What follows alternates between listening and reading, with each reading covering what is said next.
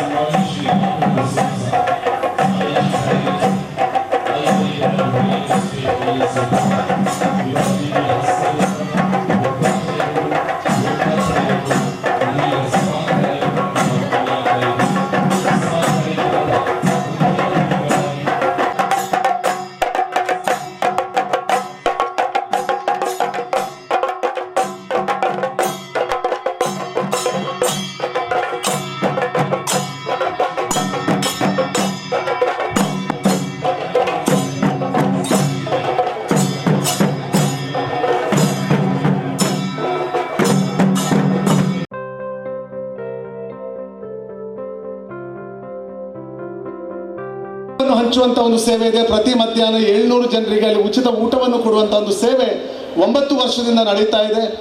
ಈ ಸೇವೆಯನ್ನು ಅಂದಿನ ಆರೋಗ್ಯ ಸಚಿವರಾಗಿದ್ದ ಯು ಟಿ ಖಾದರ್ ಸರ್ ಅವರು ನೆರವೇರಿಸಿದರು. ಇಂದು ಅವರು ಕರ್ನಾಟಕ ಘನವೆತ್ತ ಸರ್ಕಾರದ ವಿಧಾನಸಭಾ ಸ್ಪೀಕರ್ ಆಗಿ ಅವರು ನಮ್ಮ ಜೊತೆಯಲ್ಲಿದ್ದಾರೆ. ಸರ್, ನಿಮಗೆ ನಮ್ಮ ಹೃದಯಾಂತರಾಳದ ಸ್ವಾಗತವನ್ನು ಕೋರ್ತಾ ಇದ್ದೇನೆ.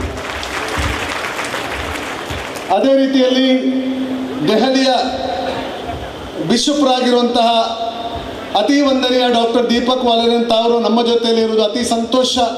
ಇವತ್ತಿನ ಇಡೀ ನಮ್ಮ ಈ ಕಾರ್ಯಕ್ರಮದ ಸಂಪೂರ್ಣ ಜವಾಬ್ದಾರಿಯನ್ನು ಅಧ್ಯಕ್ಷತೆಯನ್ನು ಅವರು ವಹಿಸ್ತಾ ಇದ್ದಾರೆ. ನಿಮಗೆ ಕೂಡ ಈ ಕಾರ್ಯಕ್ರಮಕ್ಕೆ ಹಾರ್ದಿಕವಾದ ಸ್ವಾಗತವನ್ನು ಕೊಡ್ತೇನೆ. ಅದೇ ರೀತಿಯಲ್ಲಿ ಇವತ್ತಿನ ಪ್ರಮುಖ ಒಂದು ಸೆಂಟರ್ ಪಾಯಿಂಟ್ ಅಂತ ಹೇಳ್ಬೋದು, ಇಡೀ ಸಮಾಜದಲ್ಲಿ ದೇಶದ್ರೋಹಿಗಳಿಗೆ ಕಂಟಕರಿಗೆ ಸಿಂಹಸ್ವಪ್ನವಾಗಿರುವ ಒಬ್ಬರು ಸಹೋದರಿ ಇದ್ದರೆ ಅವರು ವಿಜಯಲಕ್ಷ್ಮಿ ಶಿಬರು. ಅವರನ್ನು ಗುರುತಿಸಿದವರು ಯಾರೂ ಇಲ್ಲ. ಹಲವಾರು ಜನ ಅವರ ಫ್ಯಾನ್ಗಳಿದ್ದಾರೆ, ಅದರಲ್ಲಿ ನಾನು ಕೂಡ ಅವರ ಒಬ್ಬ ಅಭಿಮಾನಿ. ಅವರಿಗೆ ಈ ಕಾರ್ಯಕ್ರಮಕ್ಕೆ ನಮ್ಮೆಲ್ಲರ ಸ್ನೇಹಾಲಯದ ಕುಟುಂಬದ ಪರವಾಗಿ ಹಾರ್ದಿಕವಾದ ಸ್ವಾಗತವನ್ನು ಕೋರ್ತಾ ಇದ್ದೇನೆ. ಅದೇ ರೀತಿಯಲ್ಲಿ ಇವತ್ತು ವೆನರಬಲ್ ಆತ್ಮದಾಸ್ ಯಾಮಿ ಅವರಿದ್ದಾರೆ. ಅವರು ಹಲವಾರು ಧರ್ಮಗಳಲ್ಲಿ ಪಾಂಡಿತ್ಯವನ್ನು ಸ್ವೀಕರಿಸಿ ಹಲವಾರು ಧರ್ಮಗಳನ್ನು ಸ್ವೀಕರಿಸಿ ಇವತ್ತು ಪ್ರಮುಖ ಭಾಷಣರಾಗಿ ಅವರು ಇಲ್ಲಿಗೆ ಬಂದಿದ್ದಾರೆ. ಬಹಳ ದೂರದಿಂದ ಬಂದಿದ್ದಾರೆ, ಅತಿ ಬೆಳಿಗ್ಗೆ ಬಂದಿದ್ದಾರೆ. ನಿಮಗೆ ನಮ್ಮ ಕರೆಗೆ ಹೋಗ್ಬಿಟ್ಟು ಸರ್ ನಿಮಗೆ ಹಾರ್ದಮಾಯ ಸ್ವಾಗತ ಕೋರುತ್ತೇನೆ. ನಮಸ್ಕಾರ. ಅದೇ ರೀತಿಯಲ್ಲಿ ನಮ್ಮ ನೆಚ್ಚಿನ ನಮ್ಮ ತಮ್ಮ ಅಂತ ಹೇಳ್ಬೋದು, ನಮ್ಮ ಕ್ಷೇತ್ರದ ಅಶ್ರಫ್ ಸರ್ ಅವರು ಬ್ಲಾಕ್ ಪಂಚಾಯತ್ ಪ್ರೆಸಿಡೆಂಟ್ ಆಗಿರುವಾಗ ಸ್ನೇಹಾಲಯದಲ್ಲಿ ಅವರ ಸೇವೆಯನ್ನು ಮೊದಲಿಗೆ ಬಂದು ಇಲ್ಲಿಂದ ಆರಂಭಿಸಿದ್ರು. ಆವಾಗ ನಾವು ಹೇಳಿದ್ದೆವು, ಸರ್ ನೀವು ಒಬ್ಬ ಯುವಕ ಇಲ್ಲಿ ಬಂದಿದ್ದ, ಕೊಕೇನ್ ತಗೊಂಡು ಮಾನಸಿಕವಾಗಿ ಅಸ್ವಸ್ಥತೆಗೊಂಡು ತಂದೆ ತಾಯಿಯನ್ನು ಕೊಂದು ಪೀಸ್ ಮಾಡಿ ಫ್ರಿಜ್ಜಲ್ಲಿಟ್ಟಂಥ ಒಬ್ಬ ಯುವಕ, ನೀವು ಪೇಪರ್ನಲ್ಲಿ ನ್ಯೂಸಲ್ಲಿ ಓದಿರ್ಬೋದು. ಆ ಯುವಕ ಜೈಲಿನಲ್ಲಿದ್ದ ಪೆರೋಲ್ನಲ್ಲಿ ಅವನ ಅಕ್ಕ ಬಿಡಿಸಿ ಪೆರೋಲ್ನಲ್ಲಿ ತಂದು ಸ್ನೇಹಾಲಯದಲ್ಲಿ ಚಿಕಿತ್ಸೆಯ ನಂತರ ಒಳ್ಳೆಯ ಕೆಲಸ ಈಗ ಮಾಡ್ತಾ ಕಾಂಜಂಗಾಡು ಪ್ರದೇಶದಲ್ಲಿ ಜೀವಿಸ್ತಾ ಇದ್ದಾರೆ. ಅವರು 2 ತಿಂಗಳಿಗೊಮ್ಮೆ ಇಲ್ಲಿ ಕೌನ್ಸಿಲಿಂಗ್ಗೆ ಬರ್ತಾ ಇದ್ದಾರೆ. ಆದರೆ ಹಲವಾರು ಇಂಥ ಯುವಕರು, ನಾವು ಯಾವಾಗಲೂ ಹೇಳೋದು ಅನಾಥರು ಮಾರ್ಗದ ಬದಿಯಲ್ಲಿ ಇರುವವರಂತ. ಖಂಡಿತವಾಗಿಯೂ ಅಲ್ಲ. ಕೆಲವು ಮನೆಯಲ್ಲಿ ಎಲ್ಲವೂ ಇದ್ದು ಅನಾಥರಾದಂಥ ಹಲವಾರು ಜನ ನಮ್ಮ ಜೊತೆಯಲ್ಲಿದ್ದಾರೆ. ಇವರಿಗೆ ಕೂಡ ಆಸರೆ ಕಲ್ಪಿಸಬೇಕು. ಇವರನ್ನು ಇವರ ಜೊತೆಯಲ್ಲಿ ಒಳ್ಳೆಯ ಕುಟುಂಬದ ಮಕ್ಕಳನ್ನು ಇವರ ಜೊತೆಯಲ್ಲಿ ಟ್ರೀಟ್ಮೆಂಟ್, ಕೌನ್ಸಿಲಿಂಗ್, ಥೆರಪಿಸ್ ಕೊಡಲಿಕ್ಕೆ ಆಗುವುದಿಲ್ಲ. ಆದ ಕಾರಣ ಇವರಿಗೊಂದು ಸುಸಜ್ಜಿತವಾದ ಕಟ್ಟಡ ಆಗಬೇಕನ್ನೋದು ಕನಸಿತ್ತು. ಆ ಕನಸು ಇಂದಿನ ದಾನಿಗಳ ಮುಖಾಂತರ ನೆರವೇರಿದೆ. ಪ್ರತ್ಯೇಕವಾಗಿ ಇದಕ್ಕೆ ದೊಡ್ಡ ದಾನ ಕೊಟ್ಟಂಥ 1,10,00,000 ಕೊಟ್ಟಂಥ ಮೈಕಲ್ ಸರನ್ನು ನಾನು ಪ್ರಥಮ ಬಾರಿಗೆ ಅವರಿಗೆ ನಾನು ಧನ್ಯವಾದ ಹೇಳ್ತೇನೆ. ಅತೀ ದೊಡ್ಡದಾಗಿ ನಮ್ಮೆಲ್ಲ ಕಾರ್ಯಕ್ರಮಗಳಿಗೆ, ಆಂಬುಲೆನ್ಸ್ ಆಗಲಿ, ಇಲ್ಲಿ ನಡೆಯುವ ಪ್ರತಿಯೊಂದು ಕಾರ್ಯಕ್ರಮಗಳಿಗೆ ನಾವು ಕೊರೋನಾ ಟೈಮಲ್ಲಿ 16 ಮನೆಗಳನ್ನು ಕಟ್ಟಿದ್ದೆವು. ಆ 16 ಮನೆಗಳಿಗೆ ಕೂಡ ಅವರು 20% ಅದರಲ್ಲಿ ಕೊಟ್ಟು 16 ಜನರಿಗೆ, ಬಡವರಿಗೆ ಮನೆ ಕಟ್ಟುವಂಥ ಕಾರ್ಯದಲ್ಲಿ ಅವರು ನಿರತರಾಗಿದ್ದಾರೆ. ಅದೇ ರೀತಿ ಹಲವಾರು ದಾನಿಗಳು, ಬೇರೆ ಬೇರೆ ದಾನಿಗಳು ಸ್ಟೇಜಲ್ಲಿದ್ದಾರೆ. ಎಲ್ಲರ ಮುಖಾಂತರ ಈ ಕನಸು ನೆರವೇರಿದೆ.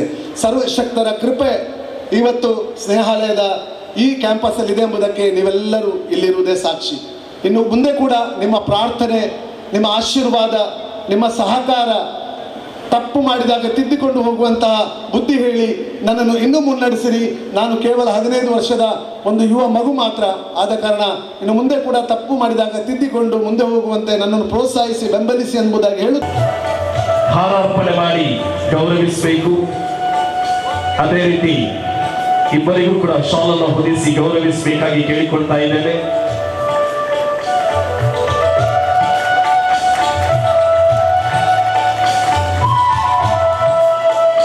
ಶಾಲೆ ಕಾಲೇಜು ಅರ್ಧಕ್ಕೆ ನಿಲ್ಲಿಸಿದ ಮಕ್ಕಳ ವಿದ್ಯಾಭ್ಯಾಸಕ್ಕಾಗಿ ಯಾವಾಗಲೂ ವಿನಂತಿ ಮಾಡಿದಾಗ ಅವರು ಈ ಒಂದು ಸಂಸ್ಥೆಗೆ ಸಹಕಾರ ನೀಡಿರುತ್ತಾರೆ.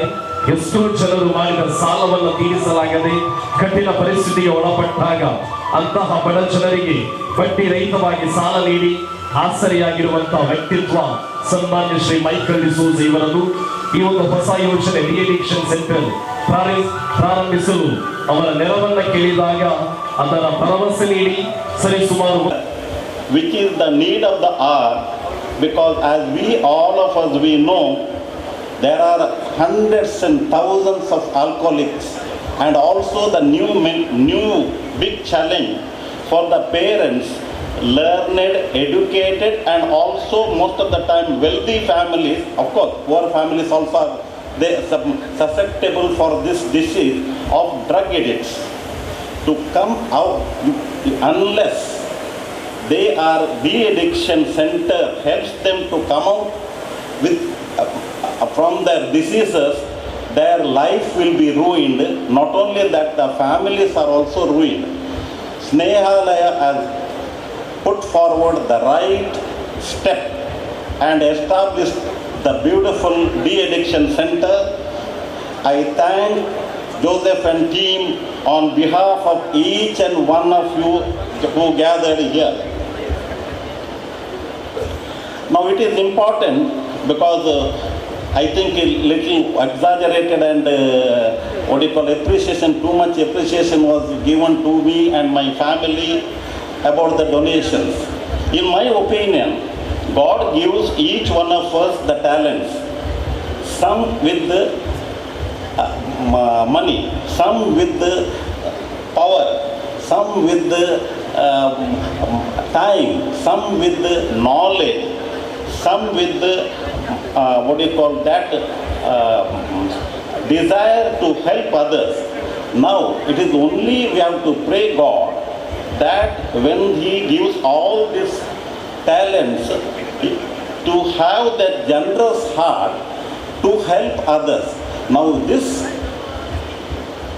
Snehalaya organization is an establishment of all those people who generously contributed, those generously supported in terms of different, because maybe a permission, maybe a motivation, maybe in terms of donations and so personally, I also thank each one of you making your time coming from far and near to support this noble cause. May God bless us all. With this note, I don't want, because the time is limited, and you will hear a lot of speeches and good wishes from others. With this note, once again thanking Mr. Joseph, and with our full appreciation, because what we always say is, whenever we have given some donation, our hard-earned money, it should be used. I am a businessman, I am a donor, both. Any businessman who invests, he should get profit. ಪಡ್ಕೊಂಡವರು 4 ಬಾರಿ MLA ಆಗಿ ಸೋಲಿಲ್ಲದ ಸರದಾರರಾಗಿ ಇವತ್ತು ಗೆದ್ದು ಬಂದವರು ನಮ್ಮ UT Khader ಅವರು. ಅದೇ ರೀತಿ ಕರ್ನಾಟಕ ವಿಧಾನಸಭೆಯಲ್ಲಿ ವಿಪಕ್ಷ ಉಪನಾಯಕರಾಗಿ ಕೂಡ ಸೇವೆಯನ್ನು ಸಲ್ಲಿಸಿದವರು. ರಾಜಕಾರಣದ ಎಲ್ಲ ಮಜಲುಗಳಲ್ಲಿ ಬಹಳ ಯಶಸ್ವಿಯಾಗಿ ಕೀರ್ತಿಯ ಪತಾಕೆಯನ್ನು ಏರಿಸಿದವರು. ಸರ್ವ ಜನಾಂಗದ ಜನರಿಂದ ಪ್ರೀತಿಗೆ ಪಾತ್ರರಾದಂಥ ವ್ಯಕ್ತಿತ್ವ. ಅವರು ಹೋದಲ್ಲೆಲ್ಲ ಜನ ಸೇರ್ತಾರೆ, ಯಾರನ್ನೂ ಕೂಡ ನೋಯಿಸದಂಥ ಒಂದು ವ್ಯಕ್ತಿತ್ವ. ಎಲ್ಲರನ್ನು ಅತ್ಯಂತ ಪ್ರೀತಿಯಿಂದ ನಗುವಿನಿಂದ ಸ್ವಾಗತಿಸುವ, ಎಲ್ಲರಿಗೂ ಸೇವೆಯನ್ನು ಒದಗಿಸುವ. ಹೋದಲ್ಲೆಲ್ಲ ಜನ ಬರ್ತಾರೆ. ಅವರ ಜಾತಿ, ಮತ, ಧರ್ಮ, ಅವರ ಜೀವನವೇ ಎಲ್ಲ ಸಾಮಾಜಿಕವಾಗಿ ಕೆಲಸ ಮಾಡುವವರಿಗೆ ಮತ್ತು ಜನಸಾಮಾನ್ಯರಿಗೆ ದೊಡ್ಡ ಮಟ್ಟದ ಸಂದೇಶ ಅಂತ ಹೇಳಲಿಕ್ಕೆ ನಾನು ಇವತ್ತು ಬಯಸ್ತೇನೆ. ಆ ಪ್ರೀತಿ, ವಿಶ್ವಾಸ, ಸೋದರತೆ ಮತ್ತು ಮಾನವೀಯತೆ ಮುಖಾಂತರ ಕೆಲಸ ಮಾಡಿದರೆ ದೇವರು ನಿಮಗೆ ಎಲ್ಲ ರೀತಿಯ ಸಹಕಾರ ಕೊಟ್ಟೇ ಕೊಡ್ತಂತ ಹೇಳಲಿಕ್ಕೆ ನಾನು ಇವತ್ತು ಬಯಸುವಂಥದ್ದು. ಅದಕ್ಕೆ ಬಹುಶಃ ಈ ಒಂದು ಪ್ರದೇಶ ಇಷ್ಟೊಂದು ಅಭಿವೃದ್ಧಿಯಾಗಿ ಈ ಜನರಿಗೆ ಇಷ್ಟು ಪರೋಕ್ಷವಾಗಿ ಇಷ್ಟೆಲ್ಲ ದೊಡ್ಡ ಮಟ್ಟದ ಕೇಂದ್ರವಾಗಿ ಬೇರೆ ಬೇರೆ ರೀತಿಯ ಆ ಯೋಜನೆ ಸಿಕ್ಕಲಿಕ್ಕೆ ಬೇರೆ ಬೇರೆ ಸಹಕಾರ ಎಲ್ಲವೂ ಕೂಡ ದೇವರು ವಿಶೇಷವಾದ ಆಶೀರ್ವಾದ ಮತ್ತು ದೇವರು ನಿಮ್ಮ ಜೊತೆ ಇದ್ದಾರಂತೆ ಬಹಳ ಸ್ಪಷ್ಟವಾಗಿ ಕಾಣಲಿಕ್ಕೆ ಸಿಕ್ಕಂತ ಹೇಳಲಿಕ್ಕೆ ನಾನು ಇಚ್ಛಿಸುವಂಥದ್ದು. ನಾನು ಅದಕ್ಕಾಗಿ ಮೈಕಲ್ ಡಿಸೋಜ್ ಅವರನ್ನು ಇನ್ನಿತ್ತು ಯಾರೆಲ್ಲ ಇದಕ್ಕೆ ಸಹಕಾರ ನೇರವಾಗಿ ಪರೋಕ್ಷವಾಗಿ ಯಾರೆಲ್ಲ ಸಹಕಾರ ಕೊಡ್ತಾರ ಎಲ್ಲ ಕೂಡ ನಾನು ಇವತ್ತು ಅಭಿನಂದಿಸ್ತೇನೆ. ಇದು ಪರೋಕ್ಷವಾಗಿ ದೇವರೇ ನಿಮ್ಮ ಕೈಯಿಂದ ಅವರಿಗೆ ಸಹಕಾರ ಮಾಡಿದ ಮನೋಭಾವ ಹಮ್ಮಿಕೊಳ್ಳೋದ ಕೆಲಸ ಇವತ್ತು ಆಗಿದೆ. ಅದಕ್ಕಾಗಿ ನಾನು ಎಲ್ಲ ಸಾಮಾಜಿಕವಾದ ಚಿಂತನೆಯಲ್ಲಿ ಮತ್ತು ಈ ರೀತಿ ಕೆಲಸ ಮಾಡುವಂಥ ಎಲ್ಲ ಯುವ ಸಂಘಟನೆಗೆ ಮತ್ತು ಹೇಳಿದಿಷ್ಟೇ, ಅತ್ಯಂತ ಪ್ರಾಮಾಣಿಕತೆಯಿಂದ, ಅತ್ಯಂತ ಮಾನವೀಯತೆಯಿಂದ, ಅತ್ಯಂತ ಬದ್ಧತೆಯಿಂದ ನಿಮಗೆ ಕೆಲಸ ಮಾಡಿ ನಿಮಗೆ ಸಹಕಾರ ಮಾಡಲಿಕ್ಕೆ ಮೈಕಲ್ ಅಂತ 100 ಜನರು ಕೂಡ ಮುಂದೆ ಬರ್ತಾರಂತ ಹೇಳಲಿಕ್ಕೆ ನಾನು ಇವತ್ತು ಬಯಸ್ತೇನೆ. ಜನರು ಇವತ್ತು ಸಾಮಾಜಿಕ ಮತ್ತು ಈ ರೀತಿ ಕೆಲಸ ಮಾಡಲಿಕ್ಕೆ ಸಹಾಯ ಮಾಡಲಿಕ್ಕೆ ತಯಾರಿರ್ತಾರೆ. ಅದಕ್ಕೆ ಉತ್ತಮವಾದವರಿಗೆ ಪ್ರಾಮಾಣಿಕತೆ ಮತ್ತು ಬದ್ಧತೆ ಸಂಘ ಸಂಸ್ಥೆಗಳು ಬೇಕು. ಅದಕ್ಕೆ ಬಹುಶಃ ಇವತ್ತು ಸ್ನೇಹಾಲಯ ಒಂದು ಮಾದರಿ ಅಂತ ಹೇಳಲಿಕ್ಕೆ ನಾನು ಇವತ್ತು ಇಚ್ಛಿಸುವಂಥದ್ದು. ಅತ್ಯಂತ ಒಂದು ಮಾನವೀಯತೆ ಗುಣ ಮುಖಾಂತರ ಸಣ್ಣ ಮಟ್ಟ ಕೇಂದ್ರದಲ್ಲಿ ಪ್ರಾರಂಭ ಆಗಿ ಎಲ್ಲ ಸಮಸ್ಯೆಗಳನ್ನು ಸಹಿಸಿಕೊಂಡು, ಎಲ್ಲ ಕಿರುಕುಳನ್ನು ಸಹಿಸಿಕೊಂಡು, ಅದನ್ನು ಸಮಾಧಾನ ಮತ್ತು ಅದು ನೆಮ್ಮದಿ ತಾಳ್ಮೆಯಿಂದ ಅದನ್ನು ಸ್ವೀಕರಿಸಿಕೊಂಡು ಮೆಲ್ಲೋಕ್ ಆಸ್ಪತ್ರೆ ಇಡೀ ರಾಜ್ಯದಲ್ಲಿ ರೋಗಿಗಳಿಗೆ ನಾವು ಊಟ ಕೊಡ್ತಿದ್ದೆವು. ಅಟೆಂಡರ್ಗೆ ಎಲ್ಲಿ ಕೂಡ ಊಟ ಇರಲಿಲ್ಲ. ಇಡೀ ರಾಜ್ಯದಲ್ಲಿ ಅಟೆಂಡರಿಗೆ ಊಟ ಕೊಡೋ ವ್ಯವಸ್ಥೆ ಮಾಡಿದ್ದೆ. ಅದು ವೆಲ್ಲಾಕಿನಲ್ಲಿ ಇವತ್ತು ಸ್ನೇಹ ಜೋಸಫ್ ಅಂತ ಮನ್ನಾ ಅಂತ ಪ್ರೋಗ್ರಾಮಲ್ಲಿ ಇವತ್ತು ನಾನೇ ಉದ್ಘಾಟನೆ ಮಾಡಿದ್ದೆ. ಅದು ಮಧ್ಯಾಹ್ನದ ಹೊತ್ತು. ಇದನ್ನು ನೋಡಿಕೊಂಡು ಎಂಪ್ರೆನ್ಸ್ನವರು ರಾತ್ರಿ ಹೊತ್ತು ಚಪಾತಿ ಕೊಡಲಿಕ್ಕೆ ಹೋಗಿ ಒಂದು ಪ್ರೇರಣೆ ಮತ್ತು ಇನ್ಸ್ಪಿರೇಷನ್ ಎಲ್ಲಿಗೆ ಬಂದು ನಿಲ್ತಂದು ಹೇಳಲಿಕ್ಕೆ ನಾನು ಇವತ್ತು ಇಚ್ಛಿಸುವಂಥದ್ದು. ಅದಕ್ಕೆ ನಮಗೆ ಅವತ್ತು ಆಶ್ಚರ್ಯ ಇತ್ತು. ಅವತ್ತು ಮನ್ನಾ ಪ್ರೋಗ್ರಾಮಲ್ಲಿ ಊಟ ಕೊಡುವಾಗ ಬಂದಲ್ಲಿ ಕ್ಯೂಂತಲ್ಲಿ ನಿಂತಾಗ ಅಲ್ಲಿ ಮುಂಚೆ ಅವ್ರು ಏನು ಮಾಡ್ತಿದ್ರು ಅಂತ ಹೇಳಿ ಪೇಷಂಟ್ಗೆ ಯಾಕೆ ಅವ್ರು ದುಡ್ಡಿಲ್ಲ, ಒಂದು 100 ರೂಪಾಯಿ ಖರ್ಚು ಮಾಡಿ ವೆನ್ಲಾಕ್ ಆಸ್ಪತ್ರೆಗೆ ಬರೋದು, ಅಲ್ಲಿ ಪೇಷಂಟ್ ಜೊತೆ ನಳದಲ್ಲಿ ಮಲಗೋದು, ಮತ್ತೆ ಒಂದು ಊಟ ಮಾಡಲಿಕ್ಕೆ ಅವ್ರು ದುಡ್ಡಿಲ್ಲ. ನಾನು ಕೇಳಿ ಮುಂಚೆ ನೀವೇನು ಮಾಡ್ತೀರಿ ಅಂತ ಕೇಳಿದೆ. ಅವ್ರು ಏನು ಹೇಳ್ತಾರೆ, ಪೇಷಂಟ್ಗೆ ಏನು ಕೊಡ್ತಾ ಇದೆ ಸರ್ಕಾರ, ಅದರಲ್ಲಿ ಇವರು ಅರ್ಧ ಇವರು ಊಟ ಮಾಡುವಂಥ ಪರಿಸ್ಥಿತಿ ಇತ್ತು. ಆದರೆ ಎಷ್ಟು ದೊಡ್ಡ ಮಟ್ಟದ ಬದಲಾವಣೆ ಇವತ್ತು ಇಂಥ ಕೇಂದ್ರದಲ್ಲಿ ಪ್ರಾರಂಭ ಇವತ್ತು ಆಗಿದೆ ಅಂತ ಬೇರೆ ಬೇರೆ ಆ ಒಂದು ಯೋಜನೆಗೂ ಎಲ್ಲರಿಗೂ ಕೂಡ ಮಾದರಿ ಅಂತ ಹೇಳಿ ನಾನು ಬಹುಶಃ ಈ ನ್ಯಾಯಾಲಯದ ಅಧ್ಯಕ್ಷರ ಸದಸ್ಯನಾಗಿ ಅಭಿನಂದಿಸಿ ನಾನು ಶುಭಾಶಯ ಸಲ್ಲಿಸಲಿಕ್ಕೆ ನಾನು ಇವತ್ತು ಬಯಸ್ತೇನೆ. ಅದೇ ರೀತಿ ಇವತ್ತು ಡಿಅಡಿಕ್ಷನ್ ಸೆಂಟರ್ ಪ್ರಾರಂಭ ಆಗಿದೆ. ಇದು ನಿಜವಾಗಿಯೂ ಮತ್ತು ನಮಗೆ ಅತ್ಯಗತ್ಯವಾಗಿದೆ. ಭವಿಷ್ಯದ ಸಮಾಜ ಅತ್ಯಂತ ಸ್ವಸ್ಥವಾದ ಸಮಾಜ ಇವತ್ತು ನಿರ್ಮಾಣ ಮಾಡಬೇಕಾದರೆ ಈ ರೀತಿಯ ಕೇಂದ್ರದಲ್ಲಿ ಇವತ್ತು ಪ್ರಾರಂಭ ಆಗಬೇಕು. ಅದಕ್ಕಾಗಿ ಬಹುಶಃ ಇವತ್ತು ಜೋಸಫರ ಸ್ನೇಹಾಲಯ ಎಲ್ಲರಿಗೂ ಕೂಡ ಒಂದು ಮಾದರಿ ಮತ್ತು ಪ್ರೇರಣೆ ಇವತ್ತು ಆಗಲಿ. ಇದನ್ನು ನೋಡಿಕೊಂಡು ಬೇರೆ ಬೇರೆ ಜಿಲ್ಲೆಗಳಿಂದ ಕೇಂದ್ರ ಪ್ರಾರಂಭ ಮಾಡಲಿಕ್ಕೆ ಯೋಜನೆ ಇವತ್ತು ಮುಂದೆ ಬರ್ಬೋದು ಅಂತ ಕೂಡ ನಾನು ಹೇಳಲಿಕ್ಕೆ ನಾನು ಇವತ್ತು ಬಯಸ್ತೇನೆ. ಇದು ಅಗತ್ಯವಾಗಿ ಒಂದು ವಿಚಾರ ಇವತ್ತು ಆಗಿದೆ. ಇವತ್ತು ನಮ್ಮ ಜನಾಂಗದ ಅತ್ಯಂತ ಸತ್ಪ್ರಜೆ ಆಗಿ ಯಾರು ಸರಿ ಇಲ್ಲ ಅವರನ್ನು ದೂರವಿಟ್ಟು ನಾವು ಸಮಾಜ ಮುಂದೆ ತಗೊಂಡು ಆಲೋಚನೆ ಮಾಡಿ ಸರಿ ಆಗೋದಿಲ್ಲ. ಯಾರು ಸರಿ ಇಲ್ಲ ಅವರನ್ನು ಸರಿಪಡಿಸಿ ನಮ್ಮ ಮುಖ್ಯವಾಗಿ ತಗೊಂಡು ಹೋಗೋದೇ ಮುಖ್ಯ ದೇಶದ ಗುರಿ. ಆ ಗುರಿಯನ್ನು ಇವತ್ತು ಸ್ನೇಹಾಲಯದವತ್ತು ಮಾತ್ರ ಇದ್ದಾರೆ ಅಂತ ಹೇಳಲಿಕ್ಕೆ ನಾನು ಇವತ್ತು ಬಯಸ್ತೇನೆ. ಅದಕ್ಕೆ ನಾನು ಒಮ್ಮೆ ಹೋಮ್ ಮಿನಿಸ್ಟರ್ ಮಾತಾಡೋದು ನಾನು ಹೇಳಿದೆ, ಸಣ್ಣ ಪುಟ್ಟ ಗಲಾಟೆ ಮಾಡೋ ಯುವಕರನ್ನು ನೀವು ಸುಮ್ಮನೆ ಜೈಲಿಗೆ ಸ್ಟೇಷನ್ಗೆ ಹಾಕಿ ಜೈಲಿಗೆ ಹಾಕಬೇಡಿ. ಅವನು ಹೋಗುವಾಗ ಸಣ್ಣ ರೌಡಿ, ಬರುವಾಗ ದೊಡ್ಡ ರೌಡಿಯಾಗಿ ಬರ್ತಾನೆ. ಅವನು ಇದರಲ್ಲಿ ಹೋಗುವ ಬಟನಲ್ಲಿ ಇರ್ತದೆ, ಬರೋ 2 ಬಟನ್ ಹೋಗಿ ಅವನಿಗೆಲ್ಲ ದೊಡ್ಡ ದೊಡ್ಡವರು ಗುರ್ತಾಗ್ತವೆ. ಹೋದ ತಕ್ಷಣ ಎಲ್ಲ ಅವನ ನೆಟ್ವರ್ಕೇ ಬೇರೆ ಇರ್ತದೆ. ಆದ ಕಾರಣ ಅವರು ಇಂಥ ಸ್ನೇಹಾಲಯದಲ್ಲಿ ನಿಮ್ಮೆನ್ಸಲ್ಲಿ ಇಲ್ಲಿ ಟ್ರೈನಿಂಗ್ ಆಗಬೇಕು. ಆಗ ನೋಡುವಾಗ ಅವರ ಮನ ಪರಿವರ್ತನೆ ಆಗುವಂಥ ಕೆಲಸ ಇವತ್ತು ಆಗ್ತದೆ. ಜನರ ಮನ ಪರಿವರ್ತನೆ ಆಗಬೇಕಾದ್ರೆ ಇಂಥ ಕೇಂದ್ರಗಳನ್ನು ನಾವು ವಿದ್ಯಾರ್ಥಿಗಳಿಗೆ ಯುವಕರಿಗೆ ತೋರಿಸುವಂಥದ್ದು ಇವತ್ತು ಅಗತ್ಯ ಅಂತ ಹೇಳಲಿಕ್ಕೆ ನಾನು ಇಚ್ಛಿಸುವಂಥದ್ದು. ಆದ ಕಾರಣ ಈ ಒಂದು ಕೇಂದ್ರ ಅತ್ಯಂತ ಮಾದರಿ ಕೇಂದ್ರ ಆಗಿ ಅವಕಾಶ ಆಗಲಿ. ನಮ್ಮೆಲ್ಲ ರೀತಿಯ ಬಹುಶಃ ಇವತ್ತು ನಮ್ಮ ಕೇರಳದ ಬಹುಶಃ ಇವರು ಕೂಡ ಇವತ್ತು ಬಂದಿದ್ದಾರೆ, ನಿಮ್ಮ ಅಧ್ಯಕ್ಷರು ಕೂಡ ಇವತ್ತು ಬಂದಿದ್ದಾರೆ, ನಿಮ್ಮ ಆರ್ಫನೇಜ್ ಬೋರ್ಡಿನ ಅಧ್ಯಕ್ಷರಾದ ಸುನಿಲ್ ಕುಮಾರ್ ಕೂಡ ಇವತ್ತು ಬಹುಶಃ ನಮ್ಮ ಅಲಿ ಅಬ್ದುಲ್ಲಾ ಕೂಡ ಬಂದಿದ್ದಾರೆ, ಇನ್ನು ಸಮಿತಿಯವರು ಕೂಡ ಬಂದಿದ್ದಾರೆ. ಎಲ್ಲ ಈ ಒಂದು ಸರ್ಕಾರದ ಎಲ್ಲ ರೀತಿಯ ಸಹಕಾರ ಕೂಡ ಸಿಕ್ಕುವಂಥ ಅವಕಾಶದ್ದಾಗಲಿ. ಮೈಕಲ್ ಡಿಸ್ ಅಂತ ಕೊಡುಗೈ ದಾನಿಗಳು ಇಂಥ ಸಂಸ್ಥೆಗೆ ಮುಂದೆ ಬಂದು ಬಹುಶಃ ಇವತ್ತು ಕೊಡುಗೈ ದಾನಿ ಕೊಡಲಿ ಅಂತ ಹೇಳಿಕೊಂಡು ಬಹುಶಃ ಅವರ ಮನೆಯನ್ನು ಕೂಡ ನಾನು ಇವತ್ತು ಅಭಿನಯಿಸ್ತೇನೆ. ಮೈಕಲ್ ಡಿಸ್ ಇವತ್ತು ಶಿಕ್ಷಣಕ್ಕೆ, ಮನೆಗೆ, ಈ ರೀತಿ ಆರ್ಫನೇಜ್ಗೆ ನಿರ್ಗಲವಾಗಿ ಮತ್ತು ಸಮಾಧಾನ ಮತ್ತು ನೆಮ್ಮದಿಯಿಂದ ಇಷ್ಟೆಲ್ಲ ಅನುದಾನ ಕೊಡದಿದ್ದರೆ ಅದು ಅವರ ಮನೆಯವರು ಕೊಡೋದಕ್ಕೆ ಪ್ರಮುಖ ಕಾರಣ ಅಂತ ಕೂಡ ನಾನು ಹೇಳಲಿಕ್ಕೆ ನಾನು ಇವತ್ತು ಬಯಸ್ತೇನೆ. ಸೊ ಅವರನ್ನು ಯಾಕಂತ ಹೇಳಿದರೆ ನಾನು ಯಾಕಂತ ಹೇಳಿದ್ರೆ ಎಲ್ಲ ಶ್ರೀಮಂತ ಹೆಂಡತಿಯರು ಕೂಡ ಅವರಾಗಿ ಇರಬೇಕಂತ ಹೇಳಲಿಕ್ಕೆ ನಾನು ಇವತ್ತು ಬಯಸುವುದು. ಯಾರು ಗಂಡು ದುಡ್ಡು ಅದಕ್ಕೆ ಪ್ರೋತ್ಸಾಹ ಕೊಡುವಂಥ ಒಂದು ವ್ಯಕ್ತಿತ್ವ ಎಲ್ಲರಿಗೆ ಬರಬೇಕಂತ ಹೇಳಲಿಕ್ಕೆ ನಾನು ಇಚ್ಛಿಸಿ ದೀರ್ಘವಾಗಿ ಮಾತಾಡಿದೆ. ನಮಗೆ ಬೇರೆ ಕಾರ್ಯ ಇದ್ದ ಕಾರಣ ಸ್ವಲ್ಪ ಬೇಗ ಹೋಗಲಿಕ್ಕೆ ತಾವೆಲ್ಲ ಅನುಮತಿ ಕೊಡಬೇಕಂತ ಕೇಳಿಕೊಳ್ಳುತ್ತಾ ಬಹುಶಃ ಸ್ನೇಹಾಲಯಕ್ಕೆ ಇನ್ನೂ ಕೂಡ ಆ ಒಂದು ಪ್ರೀತಿ ವಿಶ್ವಾಸದ ಆ ಒಂದು ಯಾವನ್ನು ಕಲ್ಪಿಸುವಂಥ ಅವಕಾಶ ಇವತ್ತು ಆಗಲಿ ಅಂತ ಕೂಡ ನಾನು ಕೇಳಿಕೊಂಡು ಬಹುಶಃ ನೀವು ಕೇರಳದಲ್ಲಿ ಇವತ್ತು ನಮ್ಮ ಕೇರಳದ ಕೂಡ ಇದರ ಲಾಭ ಎಲ್ಲ ನಮ್ಮ ಕರ್ನಾಟಕ ಕೂಡ ಇದೆ.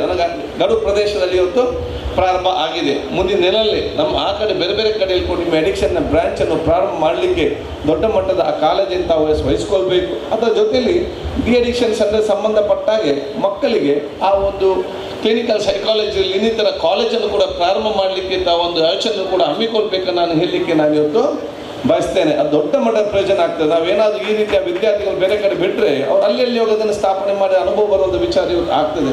ನನ್ನ ಸಹೋದರ ಸಹೋದರಿಯರೇ, ಮೊದಲ ಬಾರಿಗೆ ತಮಗೆಲ್ಲರಿಗೂ ಕೂಡ ನಮ್ಮ ರಾಷ್ಟ್ರಪಿತ ಮಹಾತ್ಮ ಗಾಂಧಿಯವರ ಹುಟ್ಟುಹಬ್ಬದ ಶುಭಾಶಯವನ್ನು ಹೇಳ್ತಾ ಇದ್ದೀನಿ. ಅವರ ಪ್ರೇರಣೆಯಿಂದಲೇ, ಅವರ ಮಾರ್ಗದರ್ಶನದಿಂದಲೇ ಇವತ್ತು ಇಂಥ ಒಂದು ಒಳ್ಳೆಯ ಕಾರ್ಯಕ್ರಮ. ನಿಜವಾಗ್ಲೂ ಕೂಡ ಇಂಥ ಕಾರ್ಯಕ್ರಮಗಳು ಯಾವಾಗಲೂ ನಡೀತಾ ಇರಬೇಕು. ಅಂಥ ಕಾರ್ಯಕ್ರಮವನ್ನು ರೂಪಿಸಿರುವಂಥ ಜೋಸೆಫ್ ಕ್ರಾಸ್ತಾ ಹಾಗೂ ಅವರ ಎಲ್ಲ ತಂಡದವರಿಗೂ ಆ ಕಾರ್ಯಕ್ರಮ ಸಫಲಗೊಳಿಸಲಿಕ್ಕೆ ಕೈ ಜೋಡಿಸಿರುವಂಥ ಎಲ್ಲ ದಾನಿಗಳಿಗೂ ಕೂಡ ಈ ಸಂದರ್ಭದಲ್ಲಿ ನನ್ನ ಮನಪೂರ್ವಕ ಶುಭಾಶಯವನ್ನು ಸಲ್ಲಿಸ್ತಾ ಇದ್ದೀನಿ. ಸ್ನೇಹಿತರೆ,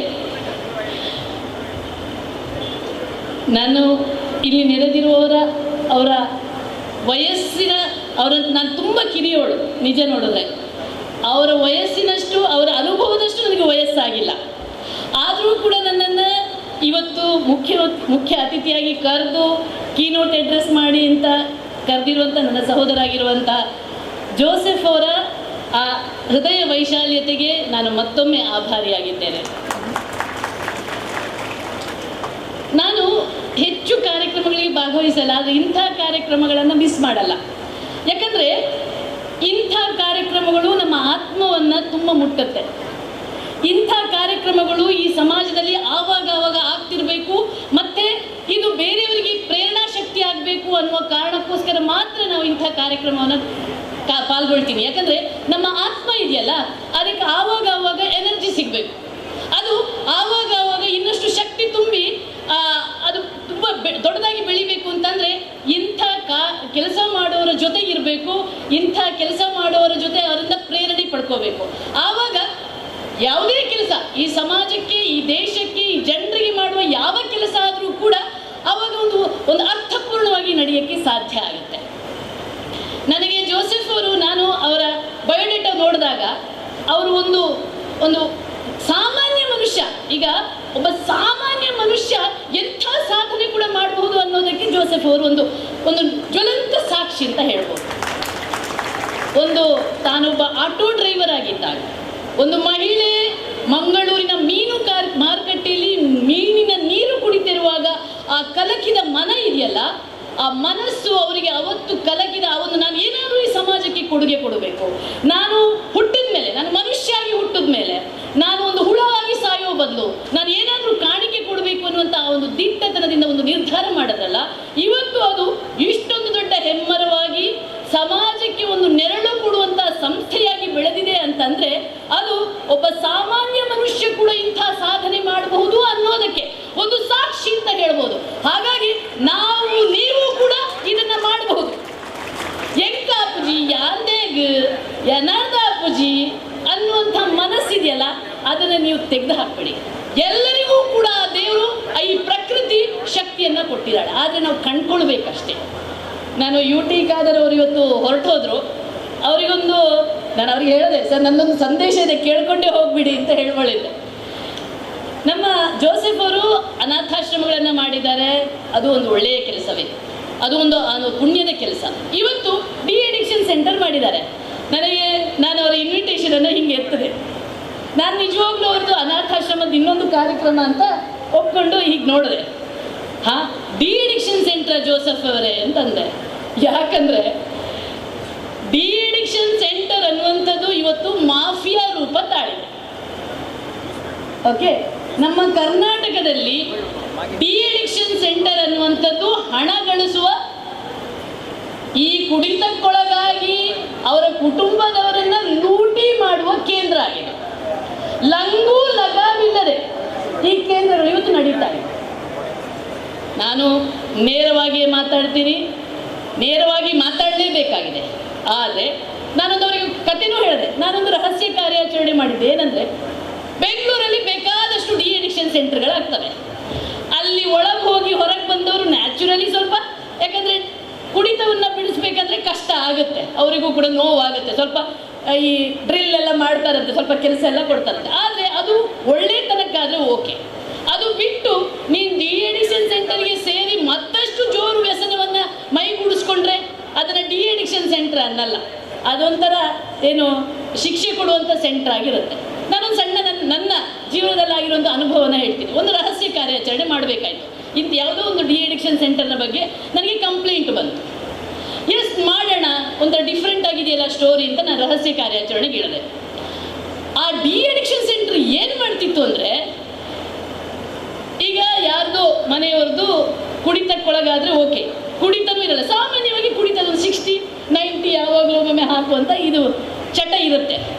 ಇವ್ರೇನು ಮಾಡ್ತಾರೆ, ಅವನಿಗೆ ಆಸ್ತಿ ಇರುತ್ತೆ, ಬೇಕಾದಷ್ಟು ಆಸ್ತಿ ಇರುತ್ತೆ, ಅವನನ್ನು ಕಿಡ್ನ್ಯಾಪ್ ಮಾಡಿಸೋದು, ಕಿಡ್ನಾಪ್ ಮಾಡಿ ಈ ಡಿ ಅಡಿಕ್ಷನ್ ಸೆಂಟರ್ಗೆ ಅಫಿಷಿಯಲ್ ಆಗಿ ರಿಜಿಸ್ಟರ್ ಮಾಡಿಸೋದು, ಮಾಡಿ ಅವನನ್ನು ಕೊಲ್ಲುವಂಥ ಕೆಲಸ ಕೂಡ ನಡೀತದೆ. ನಮಗೆ ಇಂಥ ಒಂದು ಸ್ಟೋರಿ ಮಾಡೋಕ್ಕಾಗುವಾಗ ನಾವು ನಮ್ಮ ತಂಡದವರು ಅಲ್ಲಿ ಹೋಗಿ ನಾವೇ ಹೋಗಿ ನಮ್ಗೆ ಇಂಥದ್ದೊಂದು ಹುಡುಗ ಇದ್ದಾನೆ, ಅವನನ್ನು ನೀವು ಕಿಡ್ನಾಪ್ ಮಾಡಬೇಕು, ಕಿಡ್ನಾಪ್ ಮಾಡಿ ಅವನನ್ನು ಮರ್ಡರ್ ಮಾಡಬೇಕು ಅನ್ನುವಂಥ ಸುಪಾರಿ ಕೊಟ್ವಿ. ಓಕೆ, ಸೇಮ್ ಡಿ ಅಡಿಕ್ಷನ್ ಸೆಂಟರ್ಗೆ ಸುಪಾರಿ ಕೊಟ್ಟಾಗ ಒಪ್ಕೊಂಡು ಆ ಹುಡುಗನ, ನಮ್ಮದೇ ತಂಡದ ಹುಡುಗರನ್ನು ಕಿಡ್ನಾಪ್ ಕೂಡ ಮಾಡೋದು. ಕಿಡ್ನಾಪ್ ಮಾಡಿಕೊಂಡು ಆತನನ್ನು ಸೆಂಟರ್ಗೆ ಸೇರಿಸ್ಬಿಟ್ರು. ಆ ನಂತರ ನಾವು ನಮ್ಮ ಕಾರ್ಯಾಚರಣೆ ಮಾಡಿ ಆ ಇಡೀ ಸೆಂಟರನ್ನು ರೈಡ್ ಮಾಡಿಸಿ ಅದನ್ನು ಸೀಸ್ ಮಾಡುವಂಥ ಕೆಲಸ ಮಾಡಿದ್ವಿ. ಆದರೆ ಈ ಡಿ ಅಡಿಕ್ಷನ್ ಸೆಂಟರ್ ಹೆಸರಲ್ಲಿ ನಡೀತಿರುವಂಥ ಭಯಾನಕತೆ ನೋಡಿ ಆಮೇಲೆ ನಾವು ಸರಣಿಯಲ್ಲಿ ಮಾಡಿದ್ವಿ. ಯಾವ್ಯಾವ ರೀತಿ ಕರ್ನಾಟಕ ಸರ್ಕಾರದ ನಿಯಮಗಳನ್ನು, ಅಂದರೆ ಅಲ್ಲೊಂದು ಸ್ಟ್ರಿಕ್ಟ್ ರೂಲ್ಸ್ ಅಂಡ್ ರೆಗ್ಯುಲೇಷನ್ ಇಲ್ಲದೆ ಹೇಗೆ ನಡೀತಾ ಇದೆ. ಸೊ ಆವಾಗ ಜೋಸೆಫ್ ಅವರಿಗೆ ಈ ಕಥೆನೇ ಹೇಳಿದೆ. ಆದರೆ ನಿಜವಾಗ್ಲೂ ಕೂಡ ಸರಿಯಾದ ಮಾರ್ಗದಲ್ಲಿ ಈ ಡಿ ಅಡಿಕ್ಷನ್ ಸೆಂಟರ್ಗಳು ಮಾಡಿದ್ರೆ ಸಮಾಜಕ್ಕೆ ಇದೊಂದು ಒಳ್ಳೆಯ ಕೇಂದ್ರಗಳಾಗಿ ಪರಿವರ್ತನೆ ಆಗಬಹುದು. ಆದರೆ ಆ ರೀತಿ ಆಗದೇ ಇರುವಂಥದ್ದು ನಮ್ಮ ದುರಂತ, ಕರ್ನಾಟಕದವರ ದುರಂತ. ಆದರೆ ಈಗ ಕೇರಳದಲ್ಲಿ ಇಂಥ ಒಂದು ನಿಯಮಬದ್ಧವಾಗಿ ಇಂಥ ಒಂದು ಡಿ ಅಡಿಕ್ಷನ್ ಸೆಂಟರನ್ನು ಮಾಡ್ತಿರೋದು ನಿಜವಾಗ್ಲೂ ಕೂಡ ಖುಷಿಯ ವಿಚಾರ, ಶ್ಲಾಘನೀಯ ವಿಚಾರ. ಆದರೆ ನನಗೊಂದು, ನಾನು ಯಾವಾಗಲೂ ಎಲ್ಲರನ್ನೂ ಕೂಡ ದೂರುವವಳೆ, ಕಂಪ್ಲೇಂಟ್ ಕೊಡುವವಳೆ. ಆದರೆ ನನ್ನೊಂದು ಇಲ್ಲಿ ನೆರೆದಿರುವಂಥ ಸರ್ಕಾರದ ಪ್ರತಿನಿಧಿಗಳಿಗೆ ಮತ್ತು ನಮ್ಮ ಮತ ಹಾಕಿ ನೀವು ಕಳಿಸಿರ್ತೀರಲ್ಲ ಪ್ರಜೆಗಳು, ಸರ್ಕಾರವನ್ನು ಆರಿಸಿರ್ತೀರಲ್ಲ, ಅವರಿಗೊಂದು ಮಾತು, ಆಕ್ಚುಲಿ ಈ ವ್ಯಸನವನ್ನು ಪ್ರೋತ್ಸಾಹಿಸಿರುವುದು ಯಾರು ಹೇಳಿ? ಕುಡಿಸೋದು ಯಾರು? ಕುಡಿಸ್ತಿರೋದು ಯಾರು? ಬಾರ್ ಓಪನ್ ಮಾಡಿದ್ದು ಯಾರು? ಲೈಸೆನ್ಸ್ ಕೊಟ್ಟವರು ಯಾರು? ಸರ್ಕಾರ ತಾನೆ. ಗಲ್ಲಿಯಲ್ಲಿ ನೀವು 3-4 ಲೈಸೆನ್ಸ್ ಕೊಟ್ಕೊಂಡು ಬಾರ್ಗಳಿಗೆ ವರ್ಷ ಕಡಿಮೆ ಮಾಡೋದನ್ನ ಬಿಟ್ಟು ಕುಡಿಸುವವರನ್ನ ಜಾಸ್ತಿ ಮಾಡಿ ಅಬಕಾರಿ ಇಲಾಖೆಯವರಿಗೆ ಟಾರ್ಗೆಟ್ ಕೊಟ್ಟು ಜನರನ್ನ ಕುಡಿಸಿ ಅಂತ ಹೇಳ್ತಿರೋದು ಯಾರು? ನಾವೇ ಆರಿಸಿ ಕಳಿಸಿರುವಂತ ಸರ್ಕಾರಗಳು.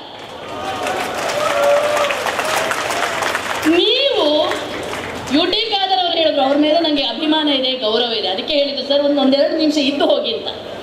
ಸರ್ಕಾರ ಇಂಥ ಡಿ ಅಡಿಕ್ಷನ್ ಸೆಂಟರ್ಗಳನ್ನ ಹೆಚ್ಚು ಮಾಡಲಿಕ್ಕೆ ಪ್ರೋತ್ಸಾಹ ಕೊಡೋದಲ್ಲ, ನೀವು ಕುಡಿತವನ್ನ ಕಡಿಮೆ ಮಾಡಬೇಕು. ವರ್ಷಕ್ಕೆ ನೀವು ಕೊಡುವಂಥ ಬಾರ್ ಲೈಸೆನ್ಸ್ನ ಸಂಖ್ಯೆ ಕಡಿಮೆ ಆಗಬೇಕು. ನಿಮ್ಮ ಮೂಲ ಆದಾಯವೇ, ನಿಮ್ಮ ಸರ್ಕಾರ ನಡೆಸೋಕ್ಕೆ ಮೂಲ ಆದಾಯವೇ ಕುಡುಕರಿಂದ ಬರಬೇಕು ಅಂತ ಆದರೆ ಇವತ್ತು ಕುಡುಕರು ಸಂಘ ಕಟ್ಟುವಂಥ ಮಟ್ಟಕ್ಕೆ ಬಂದ್ಬಿಟ್ಟಿದ್ದಾರೆ. ಅವ್ರದ್ದೇ ಒಂದು ಕುಡುಕರ ಸಂಘ ಮಾಡ್ತಿದ್ದೀರಿ ಅಂತಂದ್ರೆ ನೀವು ಸಮಾಜಕ್ಕೆ ಯಾವ ಸಂದೇಶವನ್ನ ಕೊಡ್ತಾ ಇದ್ದೀರಾ? ಗಾಂಧಿ ಜಯಂತಿಯ ಈ ಸಂದರ್ಭದಲ್ಲಿ ನೀವೊಂದು ಘೋಷಣೆ ಮಾಡಬೇಕಿತ್ತು, ನಮ್ಮ ಕರ್ನಾಟಕ ಸರ್ಕಾರದಲ್ಲಿ ನಾವಿನ್ನು ಕುಡಿತವನ್ನು ನಿಲ್ಲಿಸ್ತೀವಿ. ಎಸ್, ಒಂದೇ ಸಲಕ್ಕೆ ಸರ್ಕಾರಕ್ಕೆ ಹೊರೆಯಾಗದಾಗಿ ನೀವು ಮಾಡೋದು ಕಷ್ಟ ಅಂತ ನನಗೂ ಗೊತ್ತು, ಅಷ್ಟೇನು ನಾನು ಅಜ್ಞಾನವನ್ನು ಹೊಂದಿದವಳಲ್ಲ. ಆದರೆ ಅದನ್ನು ಕಡಿಮೆ ಮಾಡಿಕೊಂಡು ಬಂದು, ಹೇಗೆ ಡಿ ಅಡಿಕ್ಷನಲ್ಲಿ ಒಂದೇ ಸಲ ಕರ್ಕೊಂಡು ಬಂದು ನೀವು ಒಂದೇ ಸಲ ಕುಡಿತವನ್ನು ನಿಲ್ಲಿಸಲ್ಲ, ಚುಚೂರು ಕೊಟ್ಟೇ ನಿಲ್ಲಿಸೋದು. ಹಾಗೆ ಸ್ವಲ್ಪ ನಿಮ್ಮ ಆ ಬಾರ್ಗಳ ಲೈಸೆನ್ಸನ್ನು ಕಡಿಮೆ ಮಾಡಿಸ್ಕೊಂಡು ಹೋದರೆ ಆವಾಗ ಈ ಒಂದು ವ್ಯಸನ ಕೇಂದ್ರಗಳ ಅವಶ್ಯಕತೆ ಬರೋದಿಲ್ಲ. ಆಯ್ತಪ್ಪ, ನೀವು ಬಾರ್ ತೆಗೆದಿದ್ದೀರಿ ತಾನೆ, ಬಾರ್ ತೆಗೆದಾಗ ಈಗ ಒಂದು ಕ್ವಾರ್ಟರಲ್ಲಿ ಇಷ್ಟು ಹಣ ಕಲೆಕ್ಟ್ ಮಾಡ್ತೀರಲ್ಲ, ಆ ಕಲೆಕ್ಟ್ ಮಾಡಿದ ಅಷ್ಟು ಹಣದಲ್ಲಿ ಒಂದಿಷ್ಟು ಪಾಲನ್ನು ಡಿ ಅಡಿಕ್ಷನ್ ಸೆಂಟರ್ಗೆ ಯಾಕೆ ಇರ್ತಾ ಇಲ್ಲ? ಮತ್ತೆ ವ್ಯವಸ್ಥಿತವಾದಂಥ ಇಂಥ ಡಿ ಅಡಿಕ್ಷನ್ ಸೆಂಟರ್ಗೆ ಯಾಕೆ ಕಟ್ತಾ ಇಲ್ಲ ಸರ್ಕಾರದವರು? ಏನಂದ್ರೆ ಡಿ ಅಡಿಕ್ಷನ್ ಸೆಂಟರ್ಗಳು ಪ್ರೈವೇಟ್ನವರು ಅವರ ದೊಡ್ಡ ಉದಾರತೆಯಿಂದ ಮಾಡ್ತಾ ಇದ್ದಾರೆ. ಜೋಸೆಫ್ ಅಂತವರು ಅವರ ಜೊತೆಗಿರುವಂತಹ ದಾನಿಗಳು ಇವತ್ತು ಒಟ್ಟು ಸೇರಿ ಇಂತಹ ಒಂದು ಸಂಸ್ಥೆ ಕಟ್ಟಿದ್ದಾರೆ. ಆದರೆ ಇವರು ಎಷ್ಟು ಕಷ್ಟಪಟ್ಟಿರಬೇಕು ಆ ದಾನಿಗಳನ್ನು ಒಟ್ಟು ಮಾಡೋಕ್ಕೆ. ಇದನ್ನು ಸರ್ಕಾರಕ್ಕೆ ನೇರವಾಗಿ ಆದಾಯ ಬರ್ತಿದೆ ತಾನೆ. ನೀವು ಕುಡಿಯುವಂಥ ಪ್ರತಿ ಕ್ವಾರ್ಟರಲ್ಲೂ ಇಷ್ಟು ಹಣ ಸರ್ಕಾರಕ್ಕೆ ಬರ್ತಿದೆ. ಇವರು ಬಾರೆಲ್ಲ ಇದಕ್ಕೆ ಲೈಸೆನ್ಸ್ ಕೊಡೋರಿಗೆ ಡಿ ಅಡಿಕ್ಷನ್ ಸೆಂಟರ್ ಕೂಡ ತೆಗಿಬೇಕು ಅನ್ನುವಂಥ ರೂಲ್ಸ್ ಯಾಕೆ ಮಾಡ್ತಿಲ್ಲ? ನಾವು ಯಾಕೆ ಆ ಬೇಡಿಕೆಯನ್ನು ಇಡ್ತಾ ಇಲ್ಲ? ನಾವು ಓಟ್ ಹಾಕಿದವರಲ್ವಾ? ನಮ್ಮ ತೆರಿಗೆ ಹಣ, ನಾವು ರಕ್ತ ಬೆವರು ಸುರಿಸಿ ಕಟ್ಟಿದಂಥ ತೆರಿಗೆ ಹಣದಲ್ಲಿ ಸರ್ಕಾರ ನಡೀತಿರೋದಲ್ಲ, ನಾವು ಯಾಕೆ ಆ ಬೇಡಿಕೆಯನ್ನು ಇಡ್ತಾ ಇಲ್ಲ? ನಾವು ಯಾಕೆ ಈ ಸಮಾಜವನ್ನು ವ್ಯಸನ ಮುಕ್ತಗೊಳಿಸ್ತಾ ಇಲ್ಲ? ಒಂದು ಕಡೆ ಕುಡಿತದ್ದಾಯ್ತು, ಇನ್ನೊಂದು ಕರಾಳತೆ ಏನಿದೆ ಅಂದರೆ ಡ್ರಗ್ಸ್ಗಳದು. ಆಗಕ್ಕೆ ಶುರುವಾಗ್ತಾ ಇದೆ. ಪುಟ್ಟ ಪುಟ್ಟ ಮಕ್ಕಳು, 5ನೇ ಕ್ಲಾಸಿನ ಮಕ್ಕಳು ಕೂಡ ಇವತ್ತು ವ್ಯಸನಕ್ಕೆ ಬಲಿಯಾಗ್ತಾ ಇದ್ದಾರೆ. ಅದರಲ್ಲೂ ಮುಖ್ಯವಾಗಿ ಕರಾವಳಿ ಭಾಗದಲ್ಲಿ ದೊಡ್ಡ ದೊಡ್ಡ ಪ್ರತಿಷ್ಠಿತ ಕಾಲೇಜು ಮಾತ್ರ ಅಲ್ಲ, ಇವತ್ತು ಸರ್ಕಾರಿ ಶಾಲೆಗಳಲ್ಲೂ ಕೂಡ ಗಾಂಜಾದಂತಹ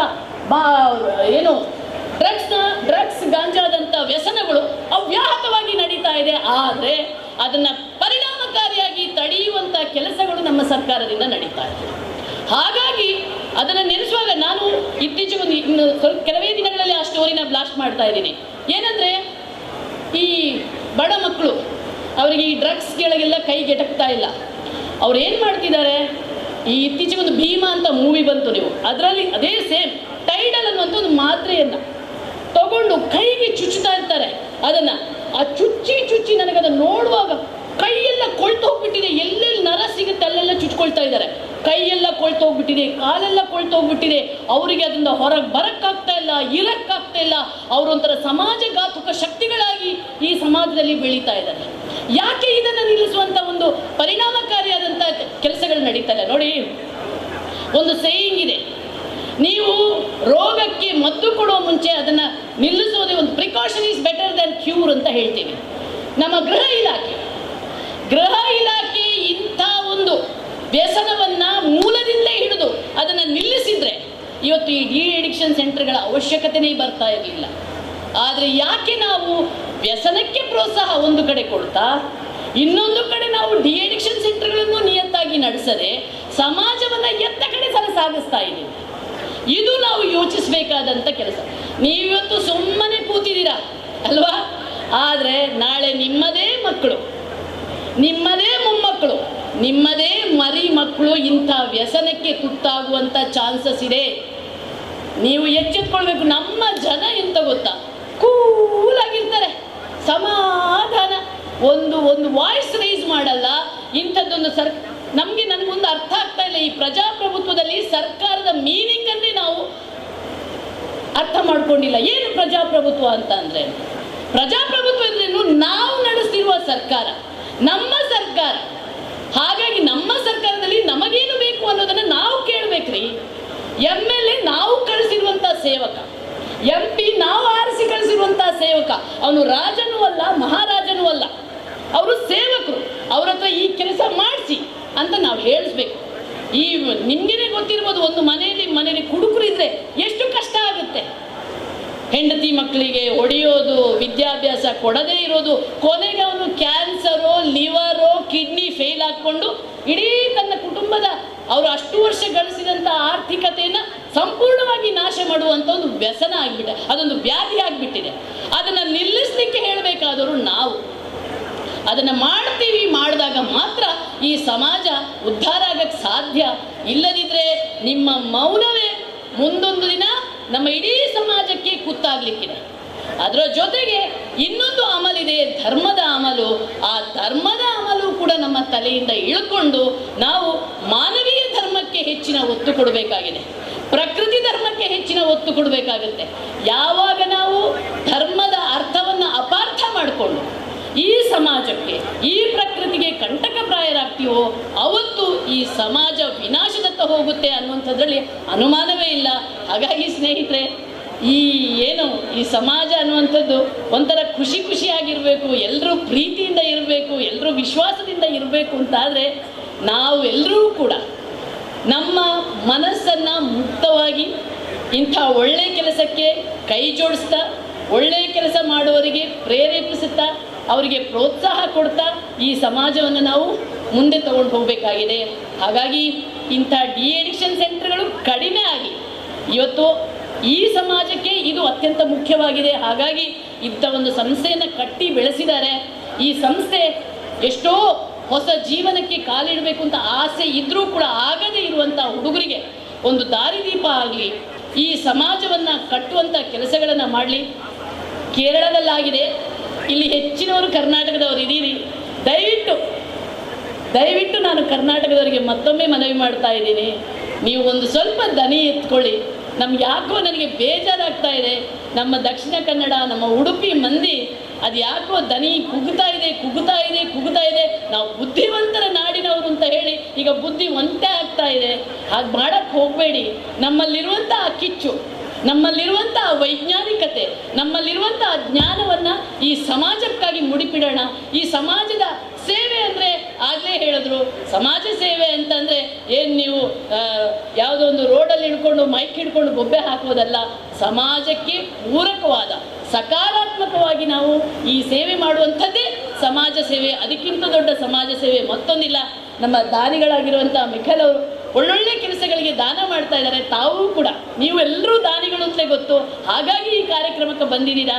ಇಂಥ ಕೆಲಸಕ್ಕೆ ನೋಡಿ, ಯಾವುದೋ ಗುಡಿ ಮಂದಿರ ಮಸೀದಿಗೆ ಹೋಗಿ ದಾನ ಹಾಕೋದಕ್ಕಿಂತ ಶಾಲೆ ಇಂಥ ಒಳ್ಳೊಳ್ಳೆ ಕೆಲಸ ಮಾಡೋರಿಗೆ ದಾನ ಕೊಟ್ಟರೆ ಅದರ ಪುಣ್ಯ ನಮ್ಮ ಆತ್ಮಕ್ಕೆ ಒಂಥರ ಖುಷಿ ಸಿಗುತ್ತೆ, ಒಂಥರ ತೃಪ್ತಿ ಆಗುತ್ತೆ. ನಾವು ಇನ್ನಷ್ಟು ಒಳ್ಳೆ ಕೆಲಸ ಮಾಡೋಕ್ಕೆ ದಾರಿದೀಪ ಆಗ್ತೀವಿ. ಹಾಗಾಗಿ ನಿಮ್ಮ ಬೆವರಿನ ಹಣವನ್ನು ಇಂಥ ಒಳ್ಳೆ ಕೆಲಸಕ್ಕೆ ಹಾಕಿ ಈ ಸಮಾಜವನ್ನು ಸಕಾರಾತ್ಮಕ ಬೆಳವಣಿಗೆಯತ್ತ ಕೊಂಡೊಯ್ಯಿರಿ. ಆ ಶಕ್ತಿ ನಿಮ್ಗೆಲ್ರಿಗೂ ಇದೆ. ನಮ್ಮ ಜೋಸೆಫ್ ಅವರಿಗೆ ಆ ಶಕ್ತಿ ಇದೆ ಅಂದರೆ ನಿಮ್ಗೆಲ್ರಿಗೂ ಇರೋದಿರುತ್ತಾ? ಖಂಡಿತ ಇರುತ್ತೆ. ನಮ್ಮ ಈ ಪ್ರಕೃತಿ ಪ್ರತಿಯೊಬ್ಬರಿಗೂ ಆ ಶಕ್ತಿ ನೀಡಿರ್ತಾರೆ, ಅದನ್ನು ಅರ್ಥಕೊಳ್ಬೇಕು ಅಂತ ಹೇಳ್ತಾ